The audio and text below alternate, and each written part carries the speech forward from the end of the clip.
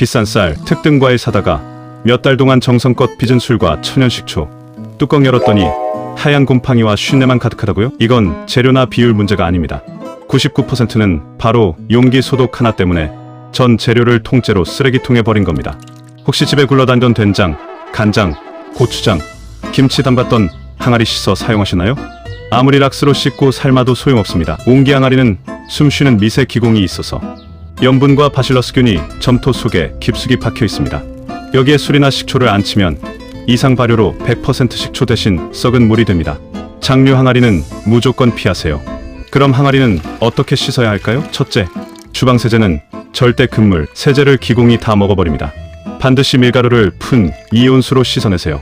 둘째, 찜솥에 물을 끓이고 그 위에 항아리를 거꾸로 엎어 고온 수증기로 30분 이상 훈증 소독합니다. 이때 물에 식초나 소리풀 몇 방울 넣으면 살균력이 배가 됩니다. 유리병 쓰시는 분들도 치명적인 실수를 합니다. 팔팔 끓는 물에 유리병을 쑥 넣으면 급격한 열 충격으로 펑하고 깨져서 다치게 될 수도 있습니다. 반드시 냄비 바닥에 면포를 깔고 찬물일 때부터 유리병을 거꾸로 세워 함께 서서히 가열해야 안전합니다. 병 안쪽에 물방울이 가득 맺히고 15분 이상 끓인 뒤 꺼내주세요. 마지막 핵심 단계, 소독한 용기는 물기 한 방울 없이 완벽히 자연 건조한 뒤 깨끗한 광목천에 70% 소독용 에탄올이나 식초를 묻혀 안쪽을 꼼꼼히 한 번 더 닦아내면 끝입니다. 이 3단계만 지키면 올가을 담근 술과 식초는 100% 성공합니다.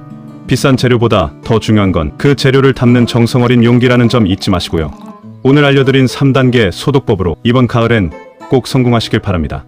다음 영상에서는 초보 천연식초 메이커를 위한 실패하지 않는 비법에 대해 아주 쉽게 풀어드릴게요.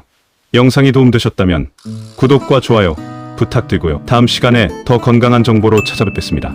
이 영상의 과학적 사실 관계가 궁금하시다면 고정 댓글에서 확인하세요.